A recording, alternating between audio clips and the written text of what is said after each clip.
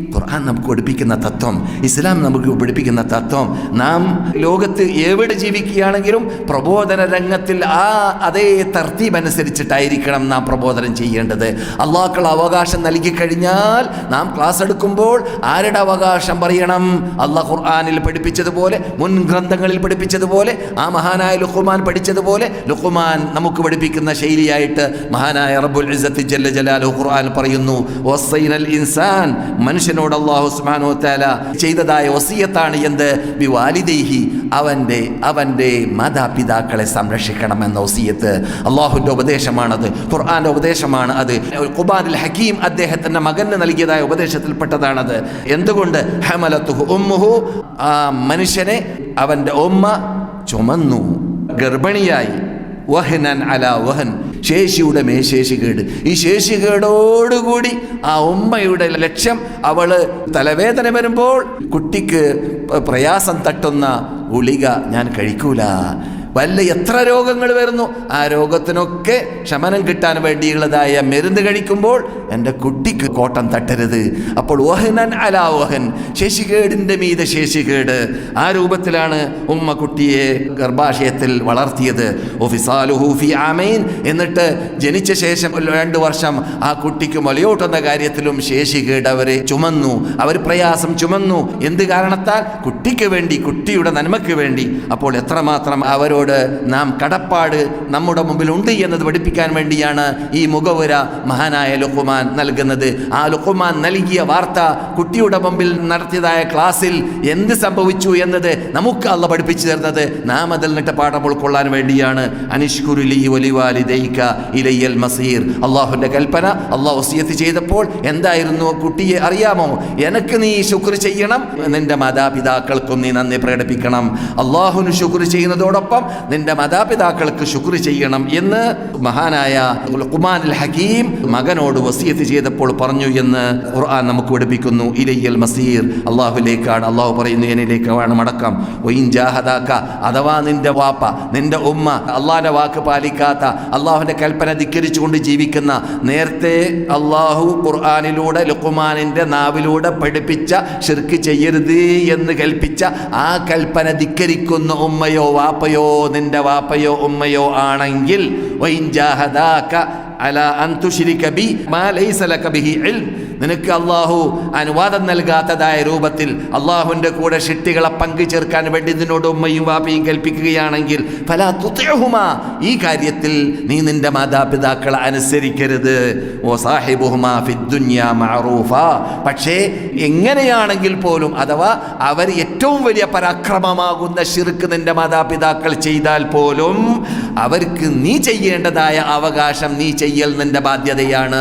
അവരുടെ അവകാശത്തിൽ നീ വീഴ്ച വരുത്തരുത്. അവരുടെ ആ പരാക്രമത്തിനുള്ള തക്കതായ പ്രതികാരം പരലോകത്തിൽ അവർ ഏൽക്കും. ആ രൂപത്തിൽ തന്നെയാണ് അവർ മരണപ്പെട്ടു പോകുന്നത് എങ്കിൽ, പക്ഷെ നിന്റെ ബാധ്യത നീ നിർവഹിക്കുന്നതിൽ നീ വീഴ്ച വരുത്താൻ, അവൾ മുശ്രിക്കല്ലേ, അവൾ മുശ്രിക്കത്തല്ലേ, അവൻ മുശ്രിക്കല്ലേ എൻ്റെ വാപ്പ, അതുകൊണ്ട് അവന് ഞാൻ ചെലവ് കൊടുക്കൂല, അവനെ ഞാൻ കൂട്ടാക്കൂല, അവന് ഞാൻ താമസിക്കാൻ സൗകര്യം ചെയ്തു കൊടുക്കൂല, അവന് വസ്ത്രവും ഭക്ഷണവും വാങ്ങിക്കൊടുക്കൂല എന്ന് പറയാനുള്ള അധികാരം നിനക്കില്ല. ആ ബാധ്യത, അഥവാ മാതാപിതാക്കൾക്കുള്ള ബാധ്യത നീ നിർവഹിച്ചാലേ തീരൂ എന്ന് വിശുദ്ധ ഫുർഖാൻ അലീമിൽ റബ്ബുൽ ഇസ്സത്തി ജല്ല ജലാലുഹു ലുഖ്മാനുൽ ഹകീമിന്റെ ഉപദേശമായിട്ട് നമുക്ക് പഠിപ്പിക്കുകയാണ്. ഇത് നമുക്കും പാഠമാണ്, നമുക്കും ഉപദേശമാണ്. നമ്മുടെ ജീവിതത്തിൽ നാം പലപ്പോഴും മാതാപിതാക്കൾ നാം ഉൾക്കൊണ്ടതായ തൗഹീദ് ഉൾക്കൊള്ളാത്തവരാവാൻ ചിലപ്പോൾ സാധ്യതയുണ്ട്. അങ്ങനെ സംഭവിക്കുകയാണെങ്കിൽ അവരുടെ അവകാശം നിറവേറ്റുന്നതിൽ നാം വീഴ്ച ഒരിക്കലും വരുത്താൻ പാടുള്ളതല്ല. അതേ സമയത്ത് യുക്തിയുക്തം അവരെ ഇസ്ലാമിലേക്ക് ക്ഷണിക്കണം. നമുക്ക് പരിചയമുള്ള ഈ മദീനയെ മദീനയാക്കാൻ വേണ്ടി പാടുപെട്ട മുസ്അബ് ഇബ്നു ഉമൈർ, റസൂലുള്ളാഹി വരുന്നതിന് മുമ്പ് മദീനക്കാരെ തപ്പുമുട്ടി പാട്ടുപാടി സ്വീകരിക്കാനുള്ള അന്തരീക്ഷം ചുറ്റുപാടുണ്ടാക്കിയിട്ട് ഈ ഇസ്ലാമിന് വേണ്ടി പോരാടി പരിശ്രമിച്ചു. ഒരു പോർക്കളത്തിൽ, 2ാമത്തെ യുദ്ധത്തിൽ പോർക്കളത്തിൽ പതാക ഏറ്റിയതായ മുസ്അബ് ഇബ്നു ഉമൈർ എന്നിട്ട് ചിഹ്നമായിട്ട് ശരീരത്തെ തുണ്ടാക്കി ആ പൊർക്കളത്തിന് മുമ്പിൽ അള്ളാഹുവിന് വേണ്ടി ആഹൂതി ചെയ്ത് ഷഹീദായി പോയതായ മഹാവ്യക്തിത്വം ഈ ഭൂമിയിലേക്ക് വരുന്ന സന്ദർഭത്തിൽ മാതാവും പിതാവും കൂടി അറസ്റ്റ് ചെയ്ത ജയിലിൽ നിന്നിട്ട് ചങ്ങല പൊട്ടിച്ചിട്ടായിരുന്നു വന്നത്. അവർ അമുസ്ലിങ്ങളായിരുന്നു.